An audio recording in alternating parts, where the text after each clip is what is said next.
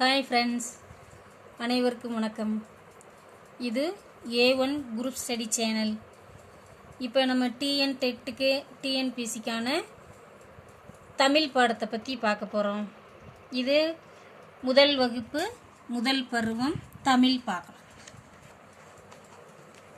முதல் வகுப்பில் அப்படி 1 மார்க்குக்கு ரொம்ப படிக்கிற மாதிரி எதுவும் இருக்காது. இருந்தாலும் நான் ஒவ்வொரு பக்கமும் தெளிவாக போடுறேன் பாருங்கள்.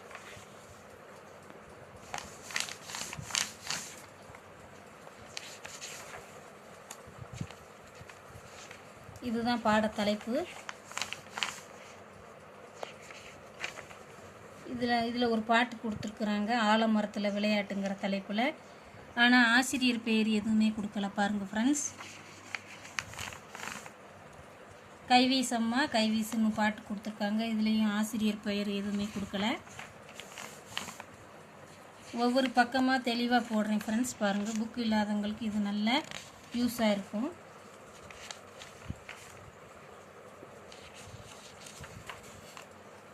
இதில் படமோ இல்லை பக்கமோ தெளிவாக இல்லைன்னா கமெண்ட் பண்ணுங்கள்.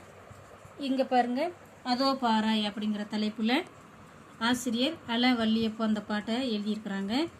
குதித்து குதித்தே ஓடும் குதிரை அதோ பாராய்ன்னு சொல்லி ஒரு பாட்டு இருக்குது. இதில் கொஞ்சம் பார்த்துக்கோங்க ஃப்ரெண்ட்ஸ். அந்த ஒரு பாட்டு எழுதிக்கோங்க, நோட்ஸ் எடுத்து வச்சுக்கோங்க.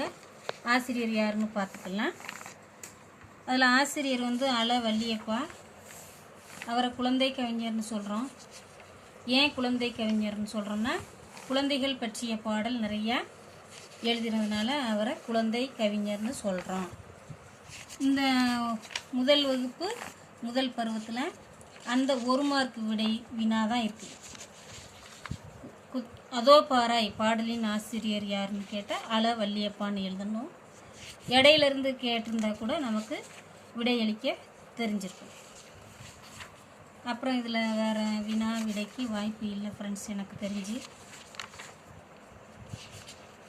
எல்லா பக்கமும் அட்டை டு அட்டை போட்டிருக்கிறேன். புக்கு இல்லாதவங்க பார்த்துக்கலாம். அம்மா இங்கே வா வா அப்படின்னு ஒரு பாட்டு கொடுத்துருக்குறாங்க ஃப்ரெண்ட்ஸ்.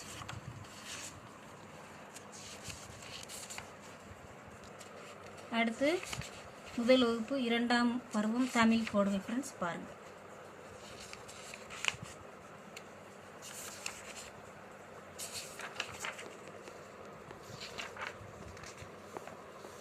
மெய்யெழுத்துக்கள் கொடுத்துருக்காங்க ஃப்ரெண்ட்ஸ் பாருங்கள்.